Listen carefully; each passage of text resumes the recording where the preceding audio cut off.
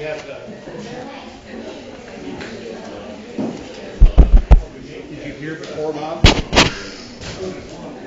It's not making any noise at all. Could you hear before when we were testing? Yes. Oh, no. I have both of them entered as a mobile member. Oh, wait a minute. I'm not Is your ready. T-coil? I'm not ready. Okay. Now we're going to do To something. load. I'm going to change it around so I have it right. Testing. 1, 2, 3. Testing. I think we're working now. I forgot to turn my cell phone. All right. The 258 number. Frank, the 258 is your work number? Too many things to remember. Yeah. Okay, let's call the meeting to order. Everybody stand for the flag salute. I pledge allegiance to the flag of the United States of America and to the republic for which it stands, one nation, under God, indivisible, with liberty and justice for all. Okay. Linda, would you call the roll, please? Counselor Fisher. Here. Counselor Furlow. Here. Counselor Grizzle. Here. Counselor Reeskamp is absent, and Counselor Bowen will be late this evening. Okay, you've all had a chance to look at the minutes, I believe. Do we have a motion to approve, or do we need to do some changes? Move for approval. Second. Okay, the minutes of the last meeting, September 13th, have been voted to approve and seconded. Everybody in favor say aye. Aye. Okay, the motion passes. Now we come to the consent calendar. The following items are considered routine and will be enacted by one motion. There will not be a separate discussion of these items unless a counselor so requests. In this case, the item will be removed from the consent calendar and considered separately. And on the agenda tonight, we have the board minutes, Lebanon City Council agenda October 11th, 2017, Arts Commission August 28, 2017, Bike and Pedestrian Advisory Board June 8, 2017, and Library Advisory Committee July 11th, 2017. Move for approval. Second. Okay, we have a motion to approve and a second. All those in favor say aye. Aye. Opposed? Motion passes.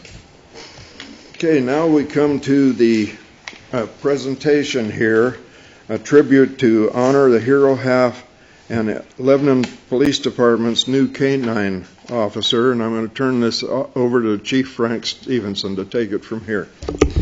Thank you. I appreciate that. And at this time, I'd like to call Jeff, who's coming up with some guests, and Beth.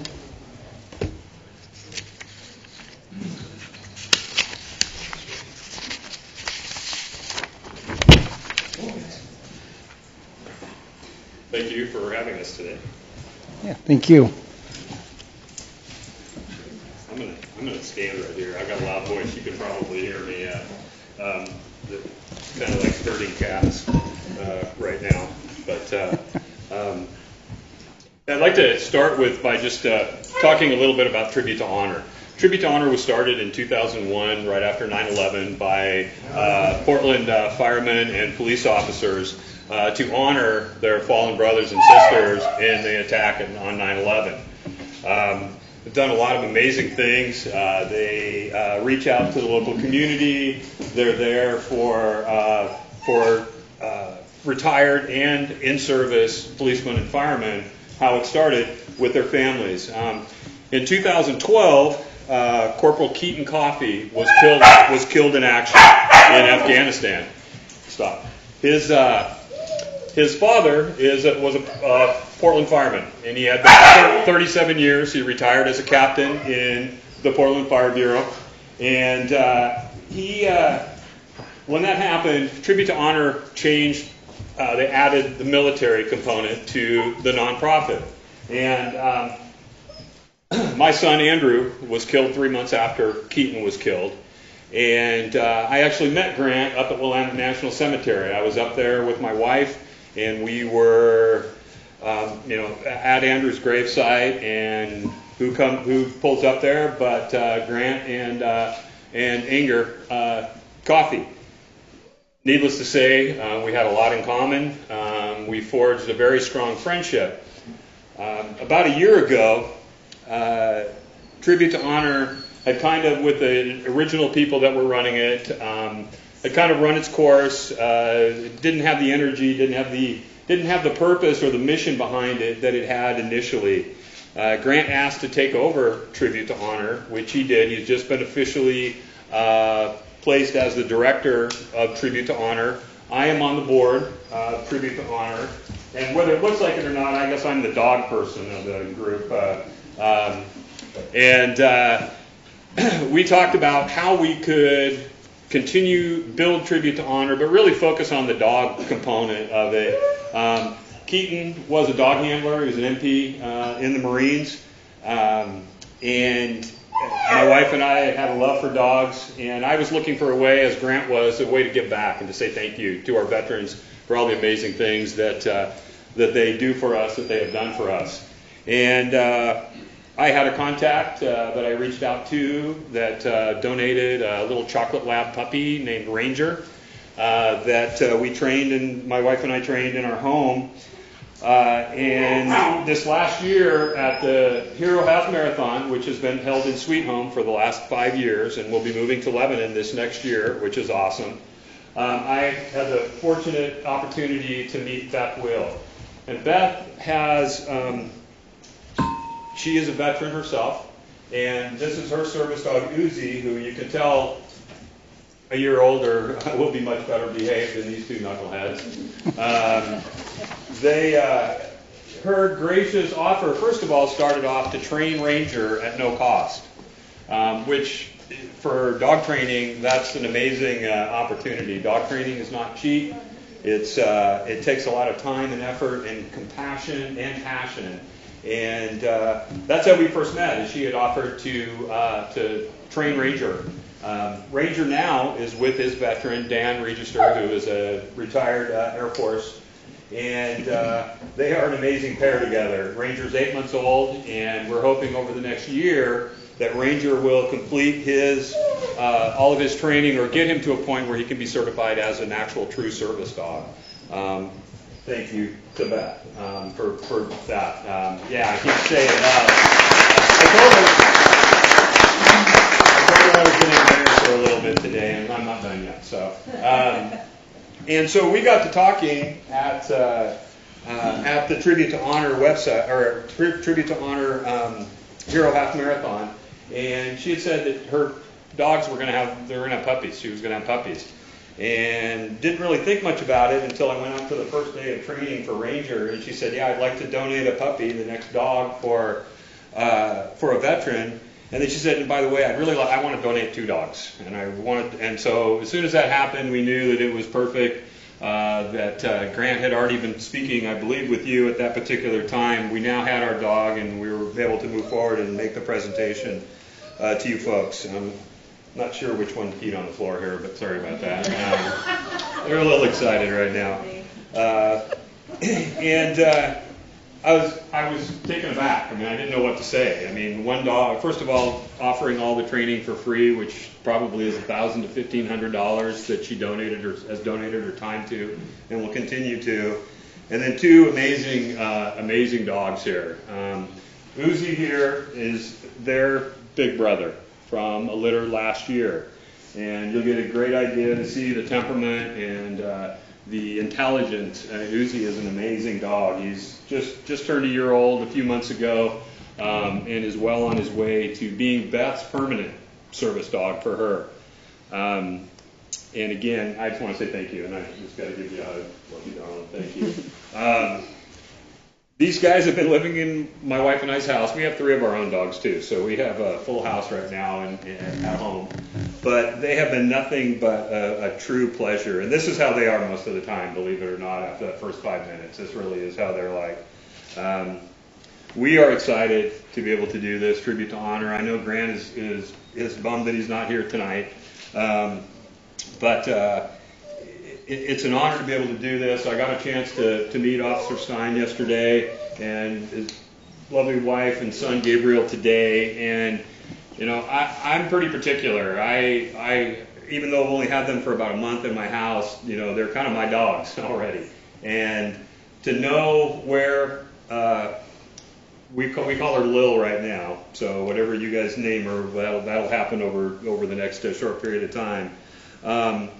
Knowing where she's going and the love in the household that's going to have there, and I saw yesterday firsthand, she already had the run of the police station. So it's we feel amazing about being able to do this, and as we've talked, we have the funds available to provide training pretty much for as far as you guys decide to take her, whether at whatever level. And I have a bunch of toys and treats out in the car to take home, so Gabriel will have fun with her tonight.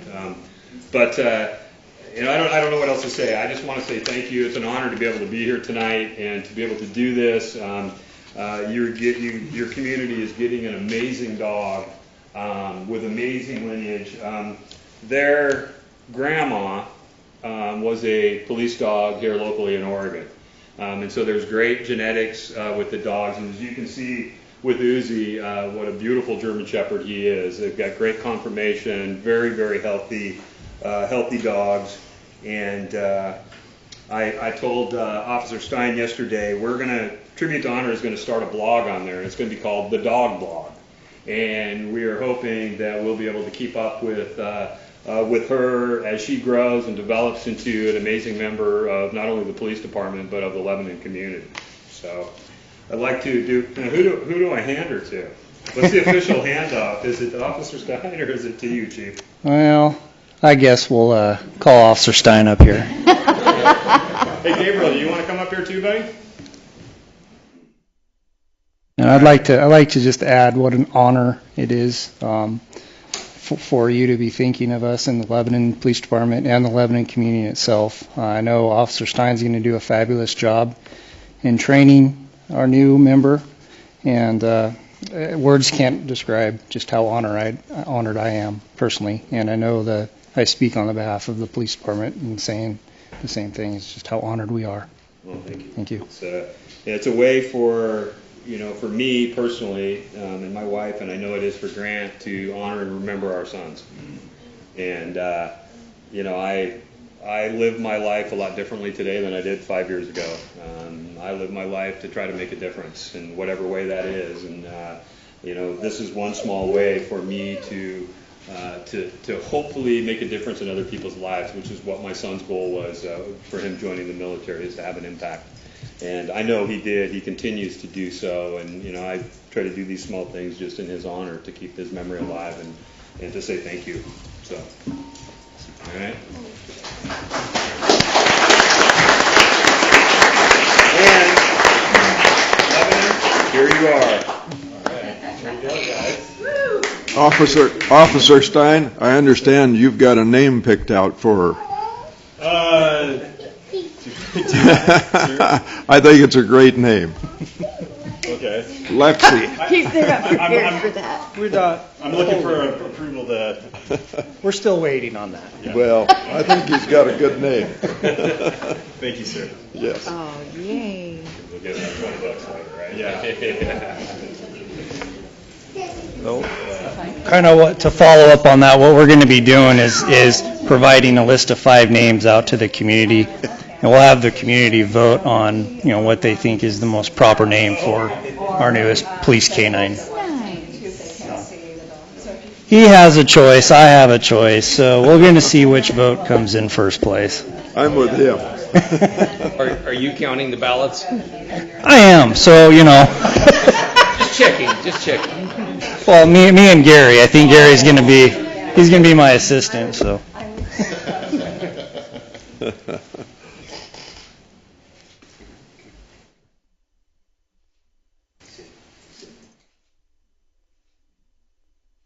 And just for all the bad guys out there, beware when they hear Officer Stein come on duty and 301 coming on duty. They know a canine's coming with them, so bad guys beware. It's very good. That way you don't have to try and, he'd need to be over here more, right? More over there? I can't see him. You can't hold them both up. Would he be able to see here? If she makes a mess, guys, I'll clean it Want up. to be able to see him on YouTube. Eric, turn around and hold the dog. Yeah, there we go. All right. Great. Camera's right up here. Oh, yeah. There we go. Love it. All right.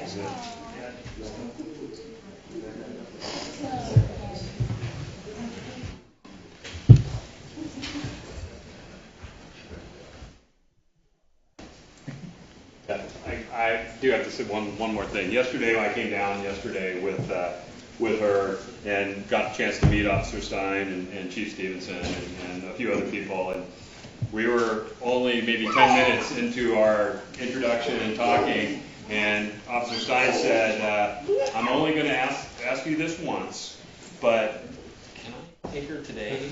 I was trying to pull a fast one. So my comment was, no, my wife and I, we need to love on her for one more night. We need to be able to say goodbye. And but what I also told him last night was that I left yesterday knowing that this is the right place for her, with the right people, the right community, the right love, and obviously Gabriel has fallen in love with her already. So it's a win all the way around, and just last thing is just thank you, and God bless the men and women that serve this great country. So thank you, buddy.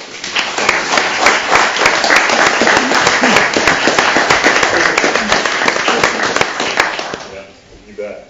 And Yeah. he did say, Summer, that you will be the one that will probably be doing the dog blog, the social media, because you're the social media person. I'll be in touch. We're friends now on Facebook, so I'll be in touch with you, and because we're going to start the dog blog here probably within the next 30 to 60 days, and there'll be 4 or 5 of us that have access to write on it, and we want all the people that follow Tribute to Honor to be able to follow her life and her new career. So, Perfect. all right. Yes. Thank you, everybody. We're going to get out of here. I do have a bunch of toys in the car that I went and got for her today, so I'd love to give those to you. All right, just one quick story, I promise. I'll try to make a long story even longer. So, What was that? once upon a time, I was out in front of the bank, and I had Okay. Regan over here with her dog Drex alerted on a vehicle, and we were doing a search of a vehicle, and Rebecca came out, and I was talking to her, and I said, hey, just so you know, this would be a good idea for the city to have a canine program. Well, apparently she whispered in Frank's ear about that, and let's just say might have went over his head a little bit when I shouldn't have. So. Oh. So that's why I was winking at Rebecca, because I said, hold you. Yes, and it's about time. It was really great to see that dog hit on that car and really be able to confiscate the car and be able to take that case further because you had that as an asset. So I'm super glad that we're going to have that ourselves. So very exciting. Good job. Thank you. Thank you. Thank you, everybody. Thank you. Okay, let's take just a minute for the crowd is going to leave here, so we.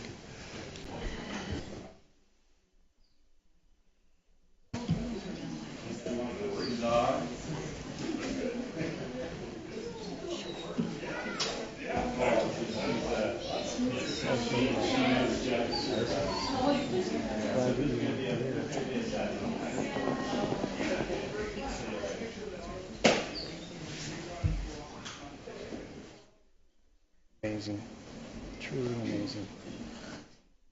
Glad to be okay. But that was quite the scene.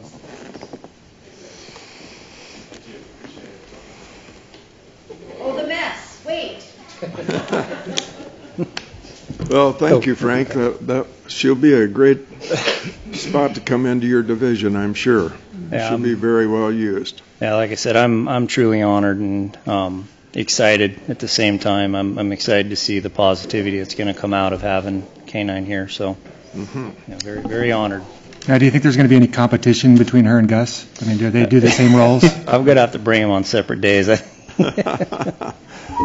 Okay, let's move on. We've got one proclamation, Extra Mile Day. Whereas Lebanon is a community which acknowledges that a special vibrancy exists within the entire community when its individual citizens collectively go the extra mile in personal effort, volunteerism, and service. And whereas the City of Lebanon encourages its citizens to maximize their personal contribution to the community by giving of themselves wholeheartedly and with total effort, commitment, and conviction to their individual ambitions, family, friends, and community. And whereas our community chooses to shine a light on and celebrate individuals and organizations who go the extra mile in order to make a difference and lift up fellow community members. And whereas Lebanon acknowledges the mission of Extra Mile America to create extra mile cities in America and is proud to support Extra Mile Day on November 1, 2017. Now, therefore, I, Bob Elliott, Council President of Lebanon, do hereby proclaim November 1, 2017 as Extra Mile Day. I urge each individual in the community to take time on this day to not only go the extra mile in his or her own life, but to also acknowledge all those who are inspirational in their efforts and commitment to make their organizations, families, community, country, or world a better place. Okay, next we have the public comment section. The council welcomes all respectful comments regarding the city business. Citizens may address the council by approaching the microphone, signing in, and stating their name and address for the record. Each citizen is provided up to 5 minutes to provide comment to the council. The council may take an additional 2 minutes to respond. The city clerk will accept and distribute written comments at a speaker's request. Do we have anyone that would like to come forward to talk? Tom?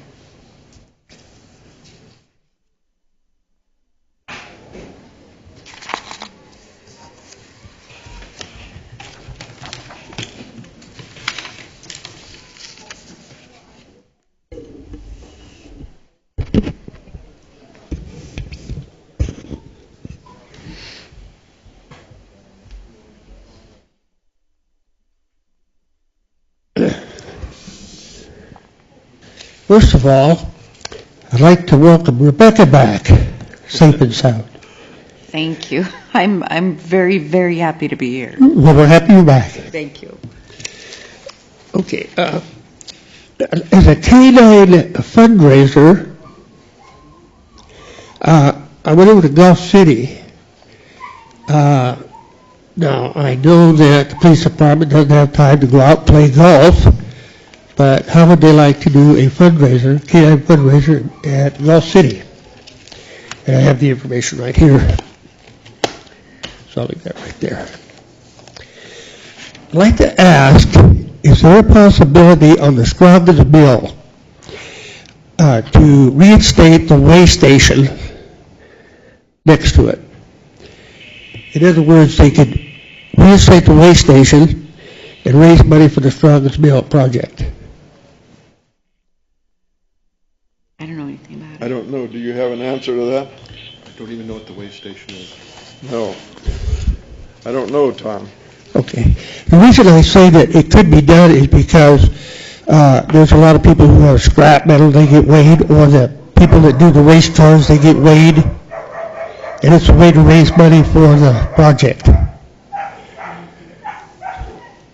Have you? So is the weigh station a deposit for scrap metal? Is that what I'm understanding? No, they just come in and weigh. Like if I had a load of scrap, on a trailer or a pickup, I weigh it. I get a weigh slip. So when I take it over to Mershams or wherever, here's my weigh slip. This is what it weighs. And there is a weigh station at Scroggins Mill? Is that what I Yeah, understand? There used to be a little one on the side there. Have you talked to the Scroggins Mill Committee about that at all?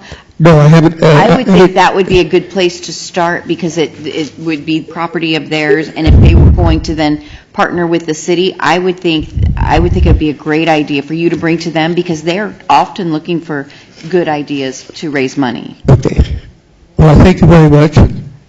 Have a good evening, everybody. Thank you. Okay, thank you, Tom. Is there anyone else who'd like to come forward at this time? Okay. Anyone else? Not that lucky, Rebecca. Ah.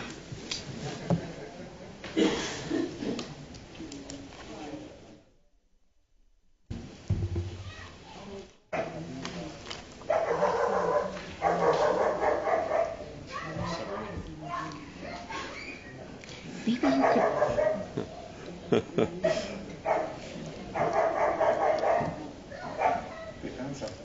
Getting in their training. It's more exciting out there than it is in here. So, council, I am here tonight because I need your help, and I'm worried. State your name. Oh, sorry. I'm Wyatt King from 5th Street by the airport intersection. And I'm here tonight because I'm worried, and I need your help. I'm worried that someone's going to be hurt or killed on that road by my block. So I live on 5th Street by the airport intersection, like I said, and it's next to the high school, it's next to Cascades Elementary, and within a block there's about 4 churches that are all right there. There's also a couple of bus stops in the area. And unfortunately, it's next to one of Lebanon's busiest thoroughfares now. There has been a substantial increase recently in the traffic that uses airport and uses that 5th Street intersection, thanks to the good growth Lebanon's seeing through good leadership, but it worries me. This is a residential area, but currently it's being filled with traffic that does not respect the fact that it's a residential area, does not respect the fact that there are kids that play near that road. Nick is here tonight, and he has a couple of kids. There's a family across the street that it has, I think, 4 little kids, and I have Max and Gray.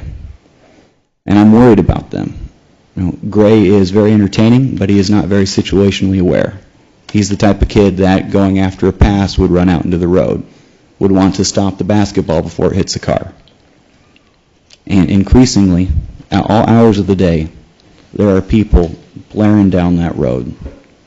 I've heard of tickets being given for people going over 50 miles an hour on that road, next to 2 schools, where there are kids walking to school and from school every day. People walking to the football games. And I understand the temptation to speed because it's a nasty intersection, especially when it's busy. I've been tempted to floor it to get through it myself.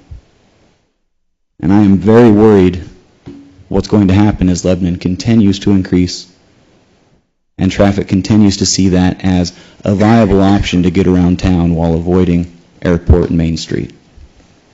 Why, I didn't mean to interrupt you if you don't want me to, but that I know that intersection has been on our radar, gosh, as long as I was very first on council in 2005. So is that intersection not being addressed, Ron?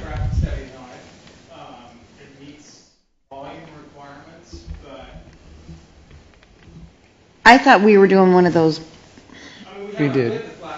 Oh, okay. We did just do that, right? It doesn't need words for a signal.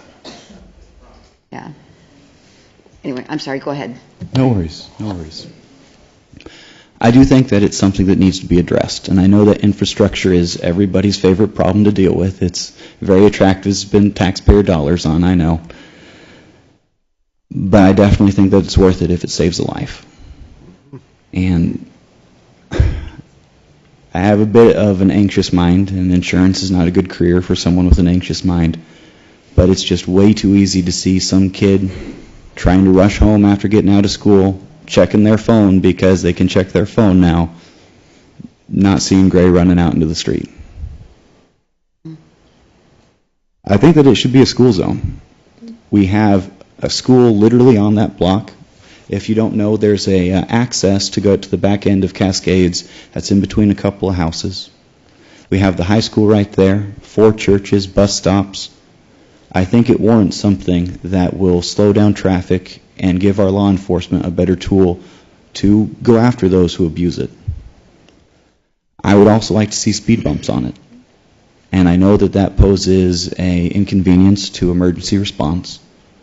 I know that it will be hard on your rigs when you have to go by it, but I think it's worth it. People are abusing that road. They are driving down it way too fast. And I really, really ask for your help on getting something done before we're being reactive instead of proactive. I think this is something we're going to have to look into, right? Okay, we'll follow through on that. I appreciate your concern. Thank you. If I could add a little something Yes. to what he's saying. I know they're full well aware of the issues that are occurring there on Fifth Street between Airport and Keys. I've been in contact with residents within the neighborhood. Unfortunately, I don't have the resources to post someone down there 24/7. I would love to, but unfortunately, we have a lot of schools within the city of Lebanon that we are trying to address.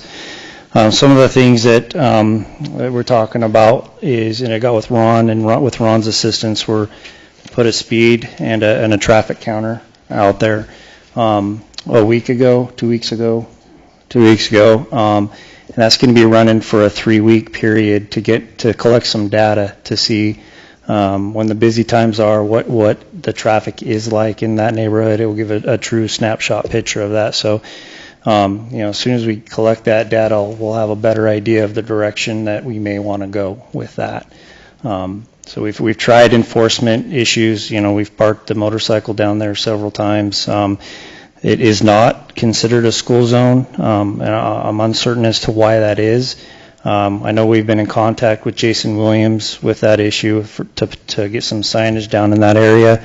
I know he is looking into that currently, and it's not as easy as just going down and posting signs that it's a school zone. There has to be certain criteria that's, and Ron, you can jump in anytime if I'm... So I know that there is some proactive things that are being done.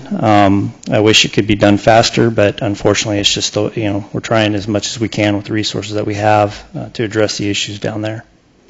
But I just want to let you guys know we are looking at it, see what the count is in that area. Okay, we appreciate it, Frank. Anyone else would like to come forward?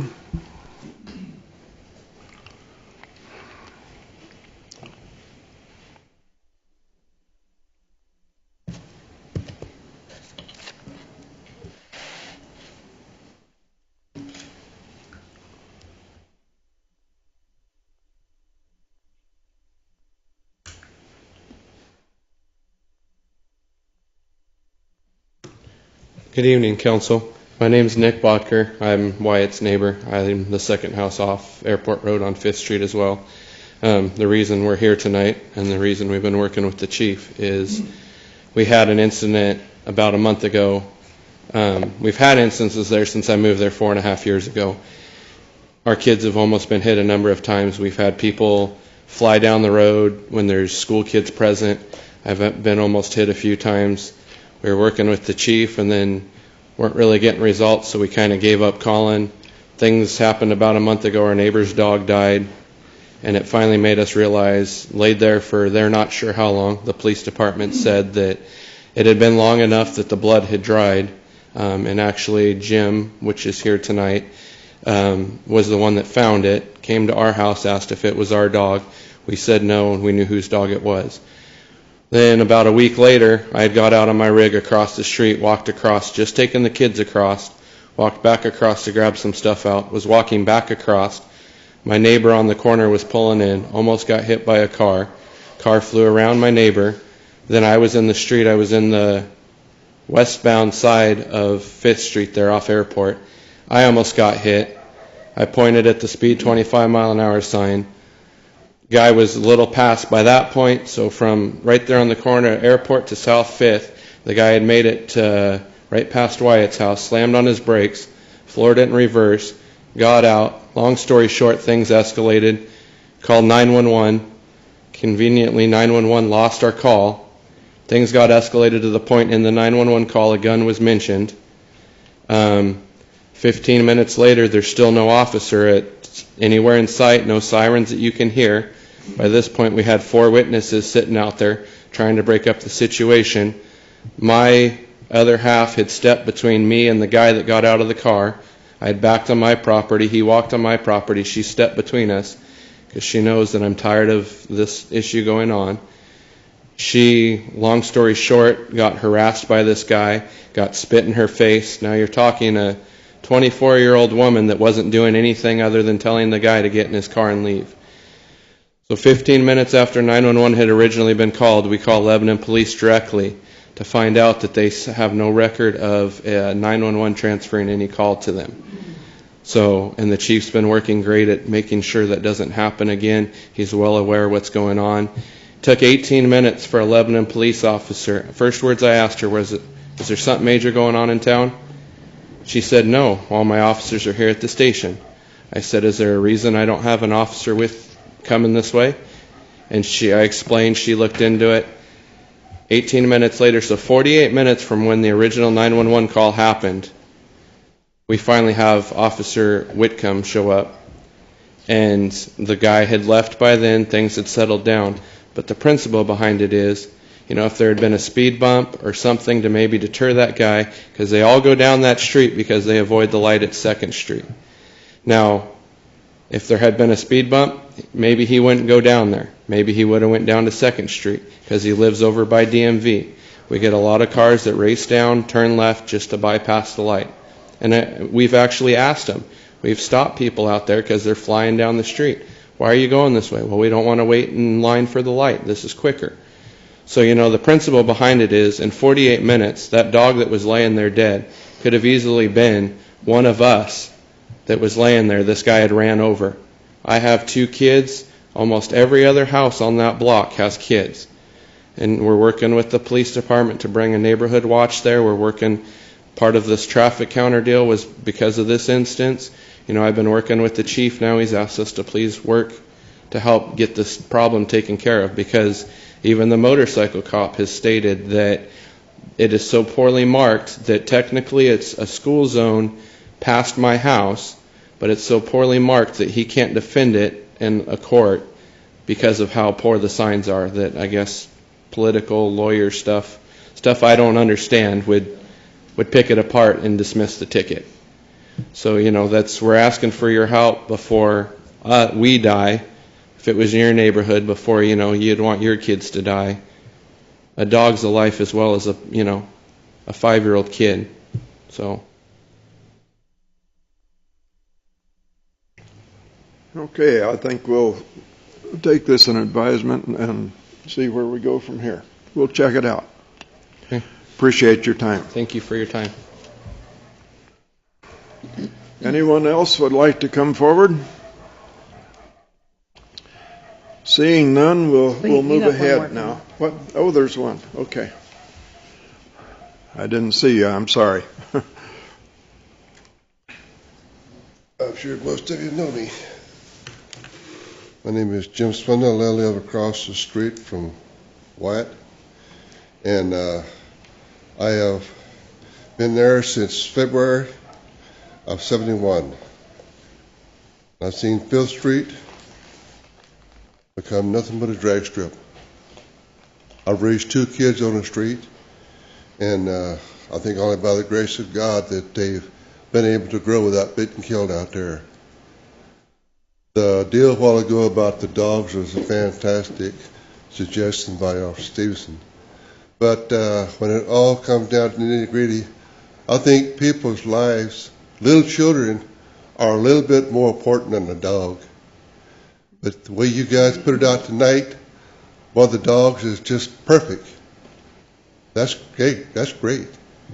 But I think we need to put a little bit more emphasis on taking care of our kids over a dog. This dog that Nick was talking about, it laid there. I know 2 cars hit it. The first officer came was Officer Trahan, and when they were notified, it wasn't 5, maybe 8 minutes. We had 2 officers down there. But like Nick just said, what would happen if it had been you? you, Bob, down there laying in the street, run over. Now, I've been there since February of '71, and I have complained and complained and complained. I went out, stopped kids, and asked somebody speeding, and all I get is a one-finger salute and a so-and-so to you. I've yelled at them as they come by the house, and it doesn't do any good at all. I will say that when you guys put the officer down there on Key Street with a motorcycle, it did slow him down for a while. But it doesn't alleviate the fact that somebody is going to get killed between between Airport and Key. And I hope and pray it's not one of my neighbors, or not one of the neighbors' kids. Nick has got 2 kids, a little boy and girl. And the kids thinking I'm grandpa. And guys, I spent 2 years in the service. I was in Vietnam. God help the guy that hits a kid, because there's going to be hell to pay. And I just hope and pray that you guys take it into consideration that we think the kids are a little bit more important than a dog. I've got a dog. I keep my dog in the house as a service dog. Nick has got dogs, but we don't let them run the street. But I hope the guys can take consideration all those little kids. The people beside me are Spanish people, and they've got 4 of the kids like that. And I've seen those kids walk out between cars, and it just makes you cringe. If you guys never seen a little kid laying on the side of the road, blown apart or run over, you don't know what you're missing. I hope you don't have to see it. Yeah. Well, we're going to look into this, so we'll see what we can do about the situation. We would greatly appreciate it where somebody gets hurt. Yes.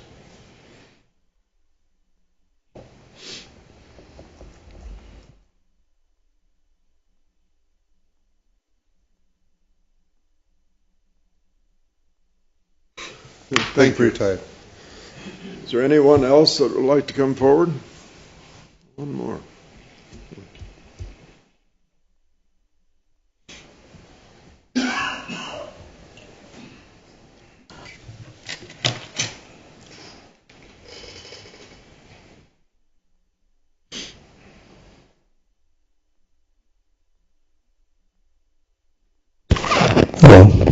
Samuel Brackeen, 134 Joy Street. I just typically come and listen to the city council meetings, and after hearing this, one person saying, and I'm thinking, okay, you know what, 2 and then 3.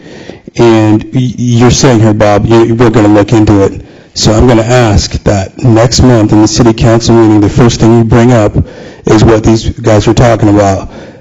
We're going to say something like, hey, you know what, last meeting we discussed the meeting of, on 5th Street, and this is what the progress is. I would ask that the chief or someone give a progress update every single month until you figure out what's going on. Because I think typically what the city will do is be more reactive than proactive, and when someone gets hit or killed, then you can sue the city or whatever it is, right? Because your civilians or public has brought this up, and someone said they brought it up several times. So can I request that the next city council meeting, the first thing we do after we salute the flag is give a progress update to what these people are asking you to do, which is what the results is on 5th Street. The chief said he's got a city counter out there that he's been looking at, but can I request that every single month or every city council meeting we give a progress update and not just say we're looking into it, but to give these people an update until something happens? Is that too much to ask? I would present to you that this kind of thing, that it's not an isolated incident, that we could spend an entire meeting giving you a progress report.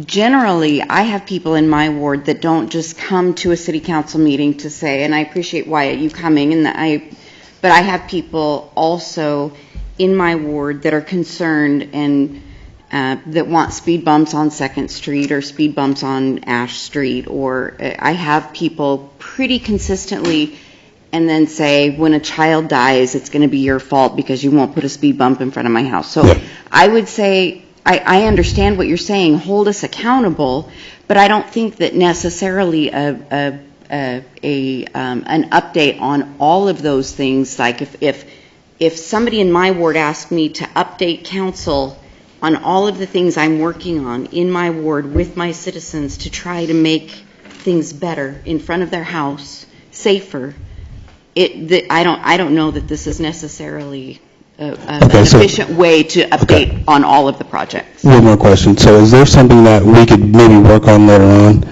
Maybe like something in the newspaper or something on a website that says, hey, this is the issues that have been brought up, this is what the progress is. Not necessarily bringing it up in a city council meeting, but maybe talking about it somewhere, a newspaper or somewhere. This is an enforcement issue, and I think if you want an update on the status of the enforcement, your best bet is to go through PD, and whether that's the chief or it would probably be Greg, probably be Captain Burrows, who'd be your contact for that, and he would be able to give you a better update than more up to the minute than we could, because like Councilor Grizzle said, this pops up all over the city, not just one spot. Not just one thing. Okay.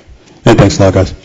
And I think, too, to kind of piggyback on that, it's not only just a law enforcement issue, but we're talking about speed bumps. We're talking about addressing the school zone, if it in fact is a school zone, and how. So there's a multiple, multiple things that we're trying to address within that section that we're talking about. So yeah, there is part that is an enforcement issue, but there's also, we need to address whether or not, and speed bumps is not my expertise, so I have, that's not something that I do, but we do look at the counter with Ron, and also if we can put some better signage in that neighborhood. I can tell you about speed bumps. My professional opinion on speed bumps as a fire officer is, if you want to talk about delay and you want to talk about when seconds count, you want to talk about delay,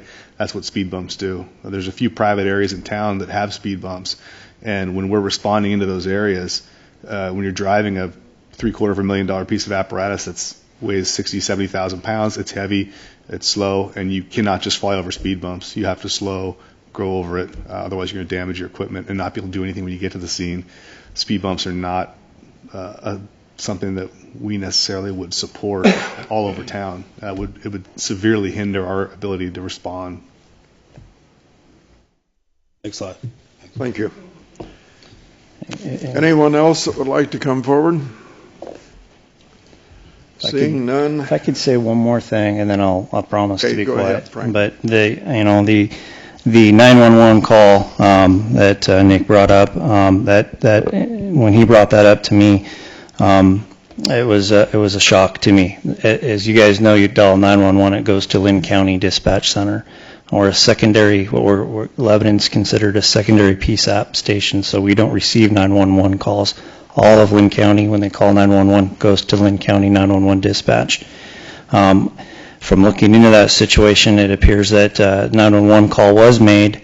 A deputy from Lynn County was dispatched, and the deputy that was responding figured out that this was not within their jurisdiction, so did not respond and did not call us. In my 19 years of being here in Lebanon, working in the streets of Lebanon, it's the first time I've ever heard of a 911 call being dropped in that manner. I can tell you I spoke to people over at Lynn County. They assured me this would not happen again, but we are human, and humans do make mistakes. I wish it did not happen that night, but when we were called, we responded with 2 officers. So I definitely understand that frustration of you call for help and no one shows up and no one shows up. And I wish I had a magic wand that I could wave and say that would never happen again. But it happened. We addressed the issue. and hopefully that will never happen again. So I just wanted to express that to you guys, and also I appreciate you guys coming and talking to me, and I appreciate the work that you're continuing to do in that neighborhood. So. Okay, thank you, Frank. Now we'll move on. We have one public hearing tonight. As council president, I will be presiding over this hearing. This is the time and place set for the public hearing in the matter of planning file number 17-07-30, request by Scott and Christine Boucher to annex property and establish residential mixed-density use zone. The hearing is now open at 7:47. 6:47, yeah.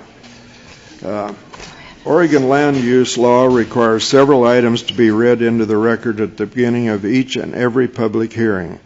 The city attorney will review this material. Your patience is appreciated as he goes through these statements. Trey? This council will follow the quasi-judicial hearing procedures as set forth in ORS 197.763. These procedures are posted on the wall in several locations. You feel free to take a look at those if you have any questions as well. At the commencement of the hearing, councilors shall announce any ex parte contact or conflicts of interest. If anybody has any questions about an ex parte contact or a conflict of interest, I would be happy to expand on that. Staff report will be presented by Mr. Wendelowski. The staff report should include information which staff believes is relevant to the identified criteria from the city's comprehensive plan or land use regulation which staff believes to be relevant to the issues of the hearing. Councilors can then ask questions of staff. We'll then open it up for public testimony. The audience may provide oral or written testimony concerning the issues relevant to the hearing. All testimony or evidence must be directed towards the criteria. Please remember that failure to raise an issue, including constitutional issues or other issues related to the proposed conditions of approval, if any, accompanied by statements or evidence sufficient to afford this council and the parties an opportunity to respond to the issues, precludes an appeal to the Land Use Board of Appeals. Please sign in and state your name with your address when you testify. The order of testimony will be the proponent, then any opponents, and then a rebuttal by the applicant if necessary. We will then close the public hearing. Discussion at that point will be limited to the City Council and staff only. Generally, a decision will be made at this evening's meeting. However, the decision will be either to approve the application where the council has found that the criteria has been proven, or deny the application if the council finds that the applicant has not sustained their burden of proof. The council may approve an application with conditions, with conditions for approval which are supported by the facts in the case and then land use plan or regulations. I would ask the council president to please ask if any city councilors have ex parte contacts or conflicts of interest they would need to disclose at this time. Thank you, Trey. With that out of the way, I need to ask the audience if there are any objections to the notice that was sent in this case or to the jurisdiction of this body to hear and consider this case. Seeing none, we'll move on. Are there any declarations of ex parte contact, conflict of bias by any members of this council? No. No? Okay, where's Robert? Okay. With that out of the way, we are ready for the staff report, which is annexation on 2255 Stoltz Hill Road, and the presenter is Walt Wendelowski. Thank you. Good evening, members of the council. Is your mic on? Yes. Oh, it's not working.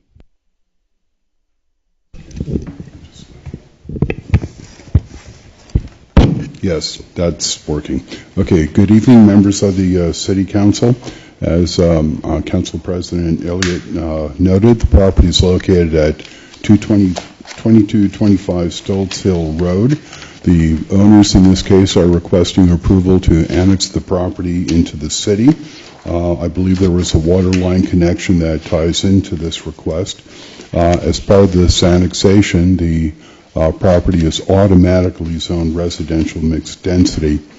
We mailed notice of this request to affected agencies, area property owners, and also DLCD, and received 0 comments. In fact, no one spoke in opposition at the Planning Commission meeting. The commission did hear this on September 27th and determined the application met all the decision criteria for the annexation, and your ordinance includes all the details with regard to, I believe there's 14 different factors that have to be addressed. Again, no one spoke in opposition. As the application complies with the criteria, the commission unanimously recommends the City Council approve this request and also establishment of the residential mixed density zone. And with that, I'd be happy to answer any questions that you might have. Any questions from the councilors? One other note, you did a similar request about 2 months ago for the piece directly to the north of this, so everything fits in. Okay. Well, hearing no questions, is the applicant going to testify, or? I'm not sure if the applicant is here or not. Is the applicant here? That would be no. Apparently not. Okay.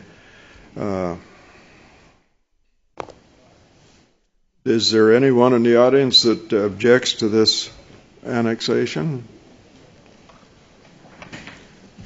Go and ask for proponents. Any other proponents first? Okay, I should have said proponents that are for this annexation. Seeing none, about the opponent testimony. Nothing there. Okay. Well, we'll move on then. We will now close the public testimony at 7:58, 6:58. I keep saying 7. All further discussions will be limited to the council and city staff. So, any questions or any discussion on this? Seeing none, let's see. We call for a motion, and Trey, you need to read the ordinance. Sorry.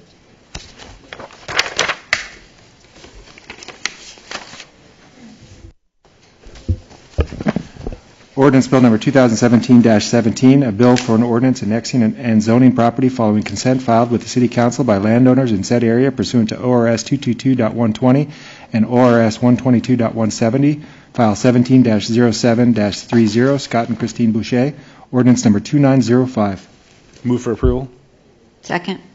Okay, we've got a motion for approval and a second. All those in favor say aye. Aye. Aye. Those opposed? Motion passes. Okay, let's see. This hearing is now closed, and I wish to thank everyone for attending tonight's public hearing. Now we will move into regular session, and the number 2 item is Republic Service Rate Change, presented by Gary Marks, City Manager, and Julie Jackson, Republic Services.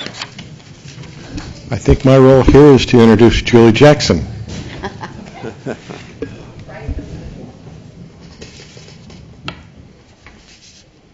She knows the drill. I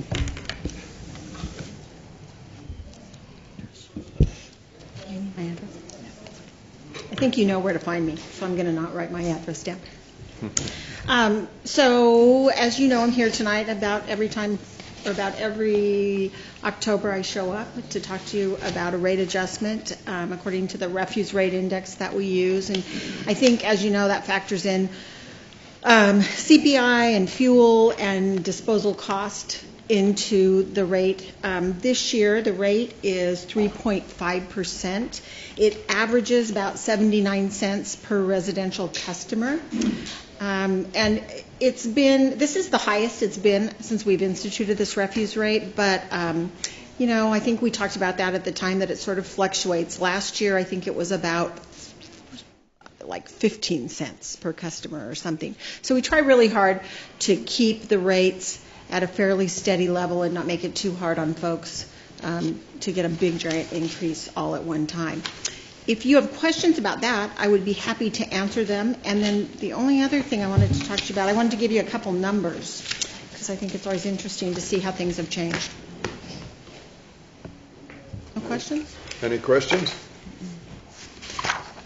Seeing none, Julie? Okay, well, I just thought I'd let you know, I think we've talked about this before, but we are not able to measure just Lebanon tons of waste that we collect. We report by Lynn County, and we're able to do that by Lynn County, but because of efficiency purposes, we're in Lynn County, we're in Albany, we're in Lebanon, sometimes in the same truck on the same day. So bear that in mind that Lebanon is a part of this, but in 2016, we don't know the numbers for 17 yet. We collected 7,598 tons of commingled recycling. That is up from the year before by 832 tons. So it tells us that people are doing a really great job of that. The number that I think is important for you guys is in 2016 we collected 10,805 tons of organic material in Lynn County. That's up by 777 tons from the year before, and up by 1,136 tons from the year before that. So the only real difference that I can attribute that to is that Lebanon decided to collect more organic material, and I think that we really can attribute a lot of that increase to the citizens of Lebanon. So bravo for you on that. I'll tell you, on the commingle, we added recycling in Lynn County in that year, and I can attribute the recycling increase to that. The other thing that I think goes along with that organic collection is that we have about 4,688 residential customers in Lebanon within the city limits.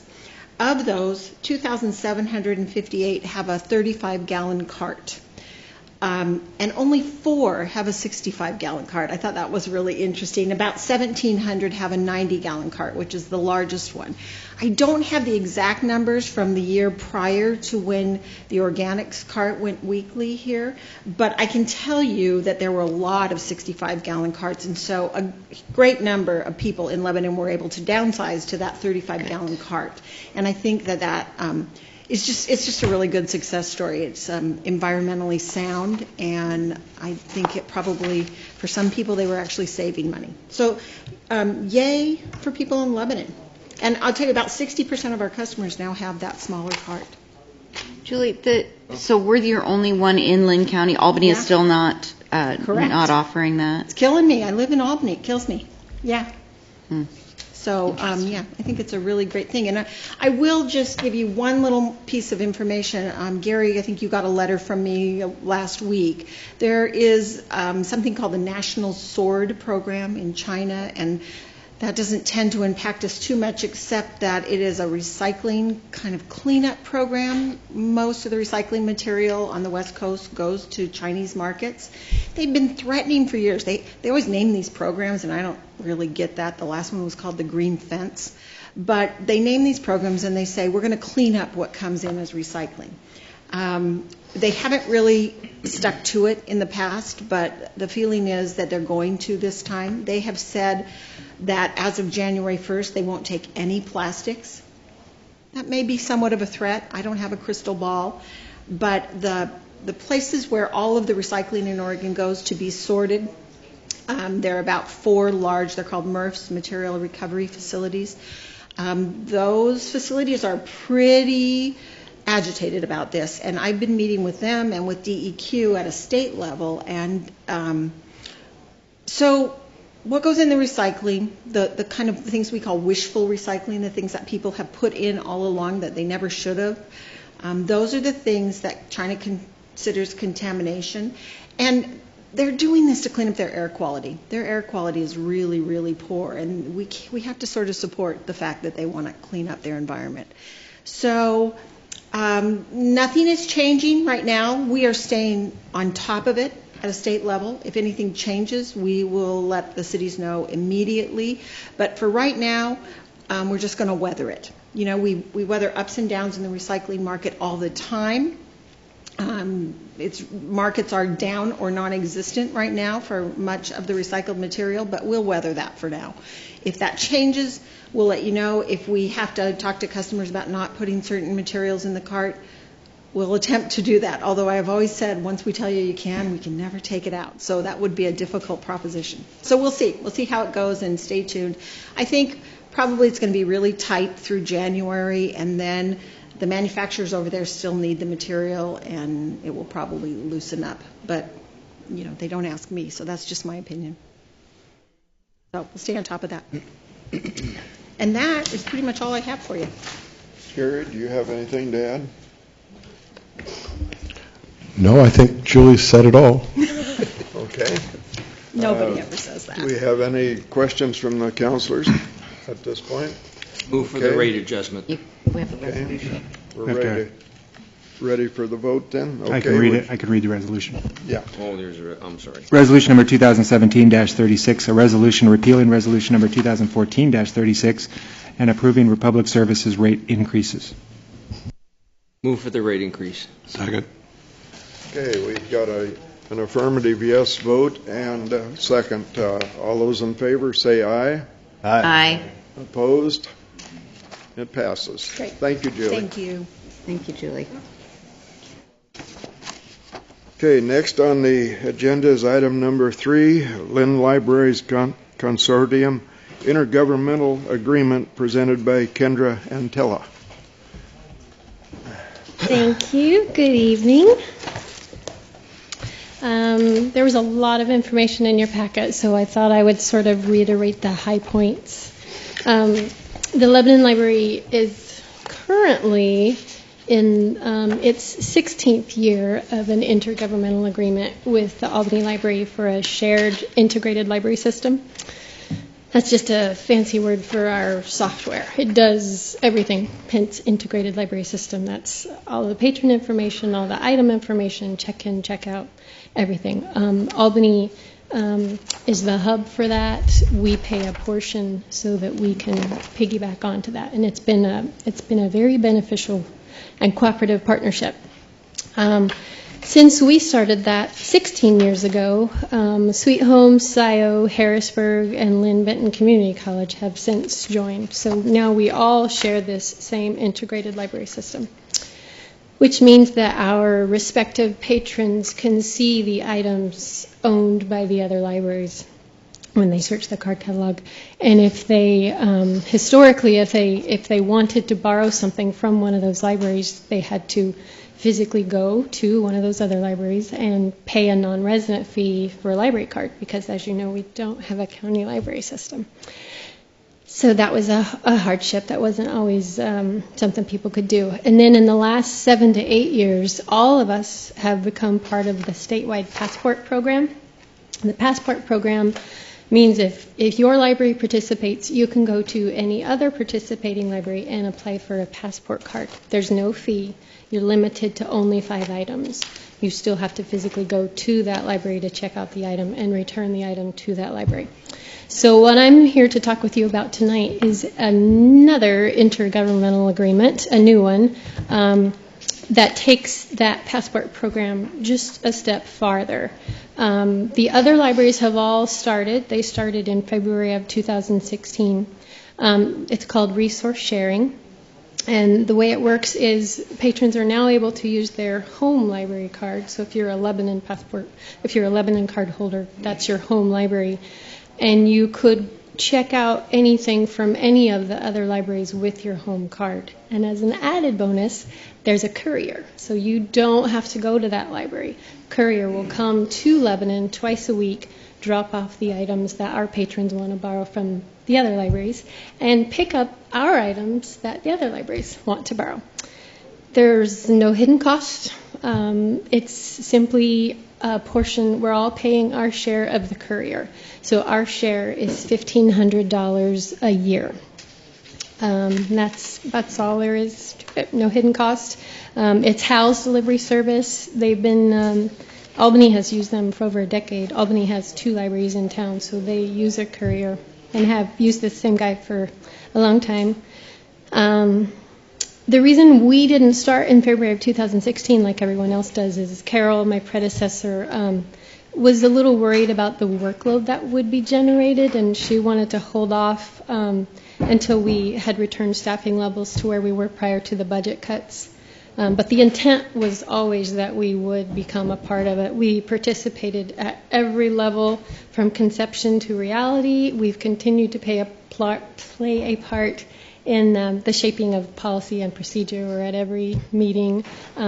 Anyway, I think it's time for us to join. It's a win-win for us and the public.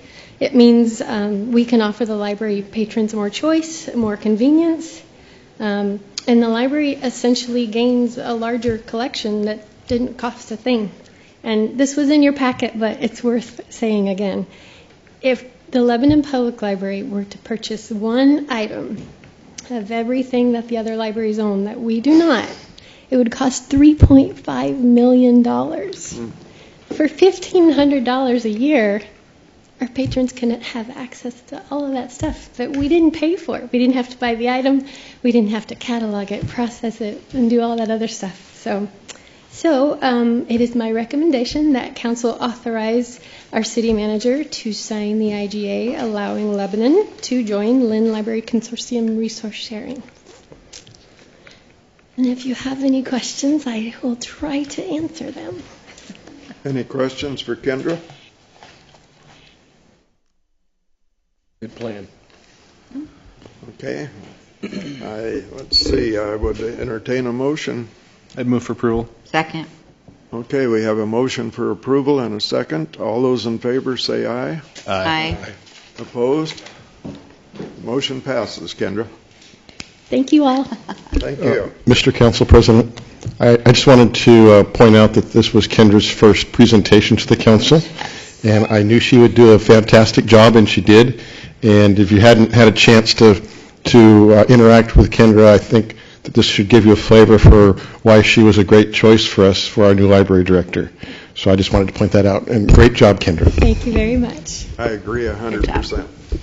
Well, is it always like this? So many highs and lows. I've been on the verge of tears a couple times with the puppies and then the fallen soldiers. And wow. Thank you. Thank you.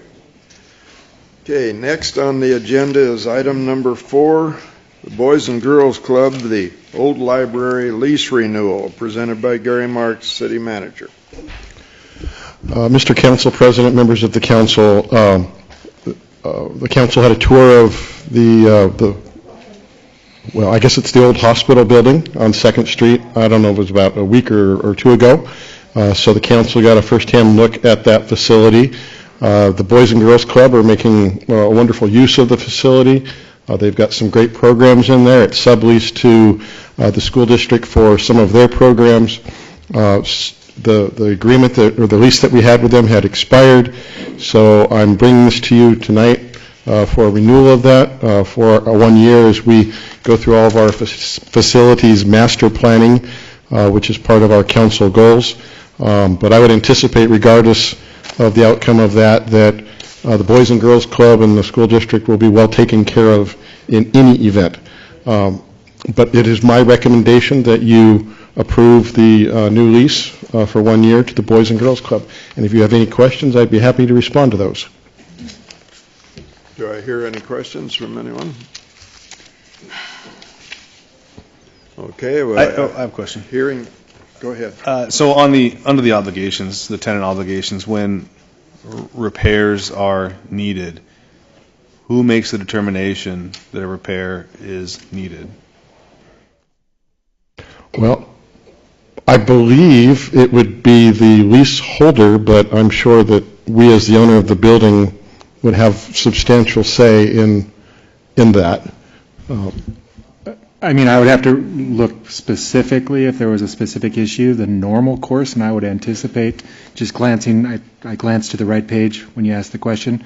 Normally, the basic stuff, replacing light bulbs, paint, broken glass, all of those types of things that are normal wear and tear, kind of continuous stuff, is almost always the responsibility of the tenant. Anything substantive, structural, anything like that would normally be the responsibility of the owner.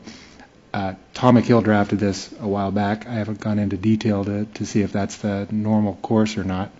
And when I was going to start out, if anybody had any questions, by making sure that I declare a potential conflict of interest, in that I do serve on the executive committee of the Boys and Girls of the Greater Sandy Am. This was drafted years ago by Tom McHill, and he wasn't on the board at that time.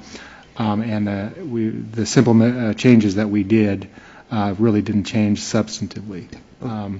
But if there's specific questions, I'd be happy to look through the lease, because I don't remember if he kept that kind of standard language in there or not. The reason I ask is because it lists under tenant obligations a number of things that I would consider substantive and not necessarily the responsibility of the Boys and Girls Club or of the leasing party. Bearing walls, structural members, roofing is all mentioned in here, and I don't necessarily know that I would feel confident in forcing those kind of repairs or upkeep onto a nonprofit who's simply leasing our building that we're eventually going to maintain control of. So is that something that could be maybe cleaned up before we, or further discussion? Or Yeah, since this is a one-year agreement, I'd suggest we move ahead with this, but by the time next year rolls around, we can have this all cleaned up. And clearly, the intent is not to load some large project onto the Boys and Girls Club. As your manager, I don't think I would let that happen. But if it sits well with the council, I would suggest we come back with a better long-term agreement next year, if that works. That works. I just want to see the club protected and Absolutely. the city as well. But Absolutely. And just a point of clarification, this is no language change from the last lease. No, it's not. The only change are the dates.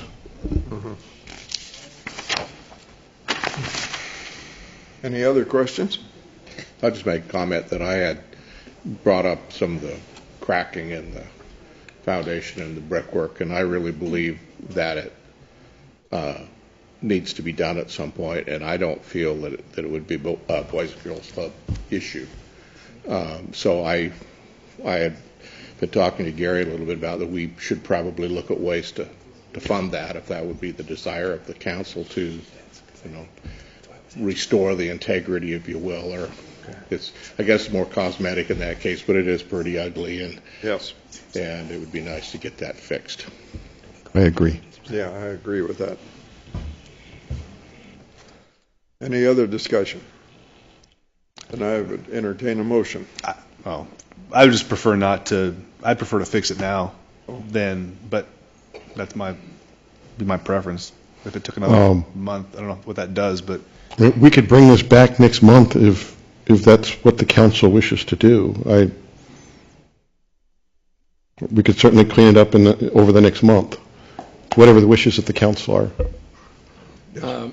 When we were there for the tour, I didn't get any impression from the school district or the Boys and Girls Club staff that they had any concerns of the lease as it's currently written. So I move for the approval of the lease at this point for a one-year extension. Do you want to weigh in on this at all, Chris? Chris Latimer, Executive Director of the Boys and Girls Club. I'd just say that we appreciate the arrangement we have with the city. And at this time, I don't foresee any significant issues with the building. We're happy to do the regular maintenance on the building, the lights and that sort of thing. So whatever works for the city council, really, we would be in agreement with. And we just really appreciate the opportunity to continue our middle school and alternative ed programs in that building. Okay. Sorry, I didn't realize you were here, Chris. I blend in a lot. We got a motion. Yes, so we got a motion. We had a second, I believe. All those in favor say aye. I don't believe we have a second. We don't have a second? I could go either way. I think ideally, if you could get it cleaned up in the next month, why not? Yeah, our intent was, I think as Chris indicated, the agreement seems to have worked over time. I wasn't aware that this would be an issue. I certainly would have had it different if I had known that. Like I said, if it's the will of the council to clean this up, bring it back next month, that's doable. We can do that. Throw them out in the meantime. I'm sorry. Do that, or you could pass this tonight and we could bring back an amendment next month. However you want to do it, we can proceed in the direction you wish. Well, and that was one of the things that's actually what I was telling Jason is I kind of remember this the last time. I wasn't the city I can't remember if I was just coming on as city attorney or I don't know what the date of the first one was, but I remember something, a discussion about this that I think it might be helpful if I went back and looked at the minutes. And it didn't dawn on me until you asked that question. But there was definitely some discussion of this with a much different council at the time. As to why it was written this way, and I, for the life of me, can't really put my finger on it, because it is a little bit different than the norm. If we did All I nothing can say. tonight, there's no damage done, right? I think that may have been because we're not charging them anything for using the building. Well, and that's what I said, and it's kind of what I told Jason, Councilor Boland as well, is that there's different things. Maybe the city council at that time didn't want to, they would might have bulldozed it instead of acquiring an obligation to structurally, seismically, retrofit it, and so there was some give and take at that time. I'm sure I can find that in the minutes, in Tom's records and that kind of stuff, but I just don't have the answer, and I'm surmising at this point because it's really not coming back to me completely, but I know that there was a discussion of this at the time. Is it important that we have an agreement tonight in place? I mean, if we put this off 30 days, there's no real ramifications? The world will go on, and so will the Boys and Girls Club's use of the facility. I'm good with. Yeah, we're good. With postponing. Was it the concession then to kind of table this for the time being and come back next meeting with more information? Is that it? I think officially it would die for lack of a second. There you go. For the procedural position it's in. Okay. So we can just... Okay, we will be back next month with a cleaned up version. Okay. Thank you, Council. Then we'll move on to item number 5, amending 5.10 liquor license recommendations presented by Linda Kaiser, the city clerk. Okay, councilors. The proposed amendment to Chapter 510 is merely, it reflects what has occurred over the last 10 years as far as which staff and which departments do what part of the recommendations. Responsible for overseeing the certain aspects of the recommendation process is what I meant to say. So staff requests, as you can see in the back, not the original ordinance that we're proposing, but the strikeout version. It's mainly changing it from the police department to the city clerk's office, which is what we've been doing for 10 years. Nothing major except for, I want to, can't remember if it was this or if it was the next resolution. We did change the last page under unfavorable recommendations. Instead of the city manager, we did change it to the chief of police because it would be a criminal matter. So we thought it best that the chief handle that instead of the city manager. So with that said, I would recommend that you approve these housekeeping measures. Any questions of Linda? Okay, then, Trey, would you read the ordinance?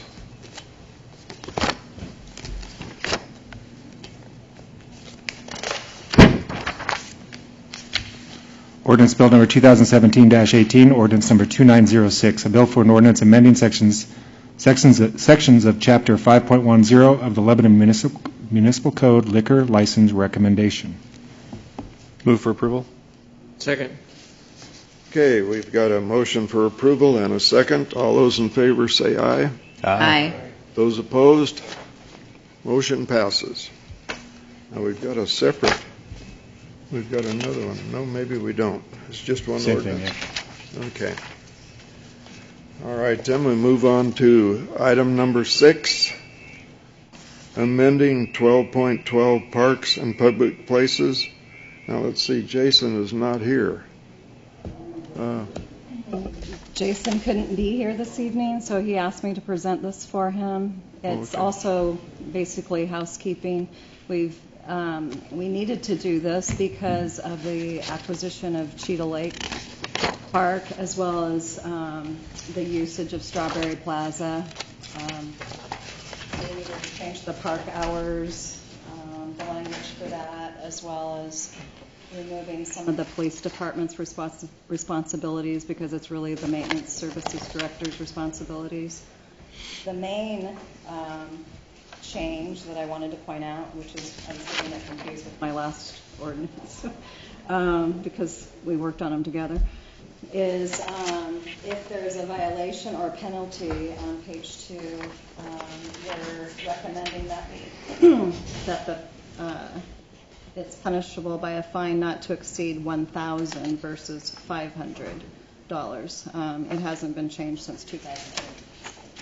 It's necessary to increase that. Page 2 of the strikeout version, you can see. Oh, on the last, you backed up one. No. 12-190. Oh, I see. On the Okay. order. 12-190. Page 2. Gotcha. Is that just to reflect the current Right. violation fee schedule? Yeah, just to make sure it's a Okay. deterrent, continues to be a deterrent.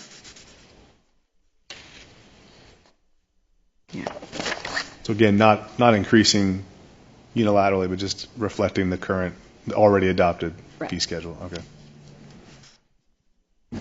Okay.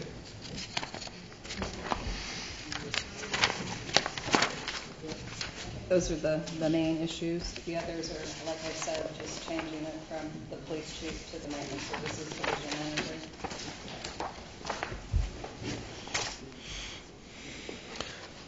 Anything further, Linda? Any questions of Linda on this? Move for approval?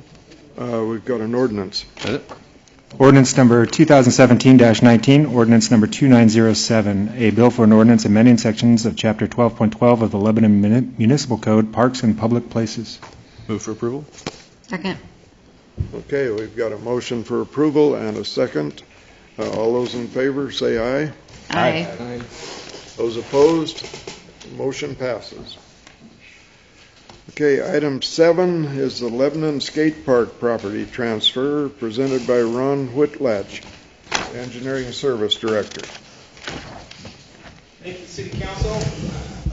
What we have before you tonight is the Lebanon Skate Park. Basically, it's been in private hands for the last few years. Over the last several years, the Lebanon Skate Park Committee has basically funded and constructed the first 2 phases of the park through private donations and volunteer network. They've done a great job. I've got a few pictures of it in case nobody knows where it's at that we'll throw up here on the screen. Just kind of give you an idea of what they've built. And I don't think the pictures do it much justice. It looks very small there, but it's actually really big when you get out on it. Rob and I went out there this week and took some pictures of some people that were actually skateboarding out there. I asked the guy if I could try it, and he told me I'd kill myself, so I didn't try it. But these are just some of the items that we've got. So it's always been the intent that the park would come back to the city once it was constructed, or at least up and running. So it is up and running now. The Skate Park Committee feels that now is a good time to give it back to the city, or give it to the city for ownership and moving forward. We'd likely use the improvements done to date as match money for getting grants, some of the things that need to be done. We've got a little more lighting to do, restroom, irrigation, just the parking lot, just some cleanup stuff like that. But for the most part, it's up and running, and I think it gets a lot of use. Based on what we're seeing. So, debt, there is no debt to take on with this. They've fully funded the construction to date. It is functional. Obviously, we've got some maintenance costs. That's a maintenance person picking up garbage. There's a couple of street lights out there, so those fees would obviously come to the city as well. But all in all, there's not a lot of dollars associated with taking it over, other than the long-term maintenance. So, insurance? it falls within the city's insurance. Yeah. So there's nothing additional. I talked to Jason about the additional maintenance costs, and he said we wouldn't even have to increase materials and services next year for this. Just be pretty much standard, picking up garbage, cleaning it up. So with that, I can answer any questions. We do recommend that we take it over. I would add to what Ron said that one of the main advantages of the city taking ownership at this point is that we qualify for state grants that the private nonprofit would not. So now that we have this great asset and we have all of the improvements as in kind, we stand an excellent chance of getting further funding, state funding, to help us with those other big capital items like restrooms and so forth that we will then put in. I see Dan Snyder in the audience. Would you like to say anything, Dan? I'm just here to take in the moment. No, it's a great moment for me, and I think it has great value. It has participation between 25 to 40 kids out there all the time. So it is really been being used, but there will be a lot of garbage to pick up. Well, I know you've spent a lot of time on this yourself, and yes. I appreciate that. Thank you. When did you start this, Dan? 2008. I remember being on that committee when it first started, and I never thought I would see it like this. I think it's just amazing.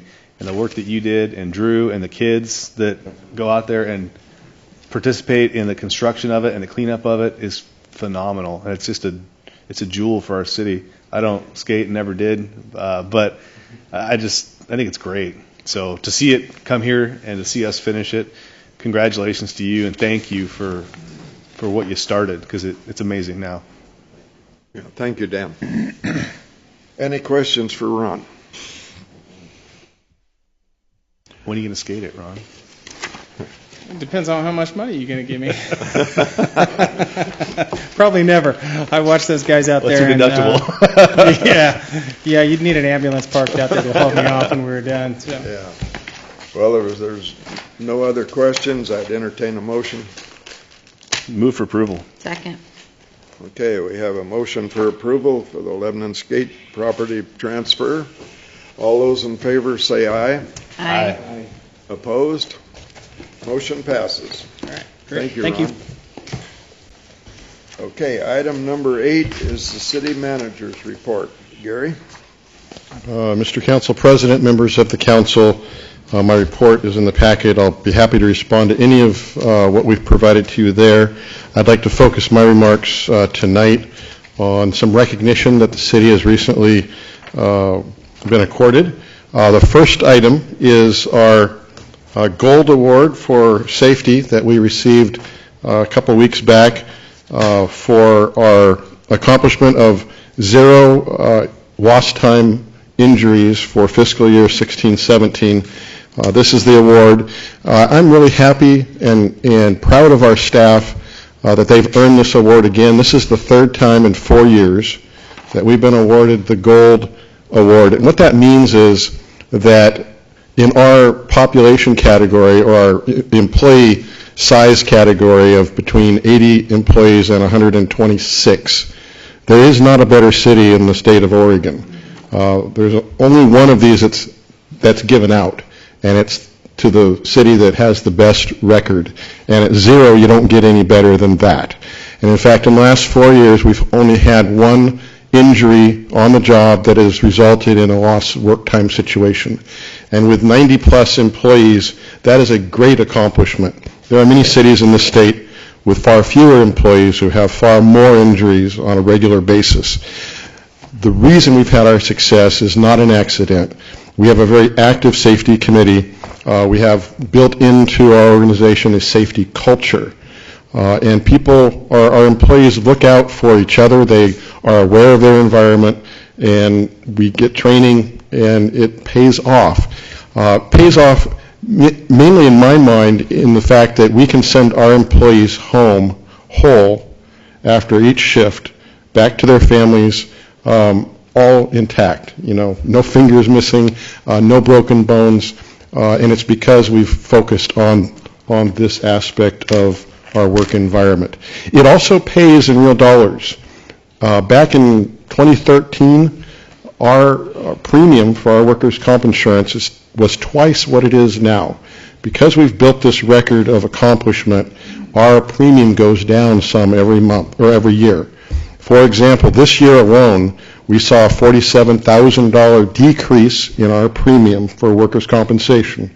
In addition to that, we earn a dividend from our insurance carrier for our loss ratio, which means we're about to receive another $30,000 back against our premium. So a total of about $77,000 this year alone.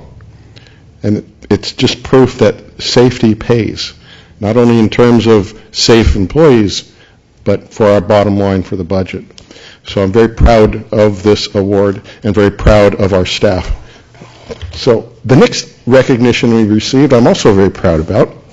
I was asked to come to the Oregon Main Street Awards Dinner in Oregon City last week to receive an award for the city of Lebanon. And I arrived and was asked to come up in front, and I received this award, which is in recognition of our Strawberry Plaza project.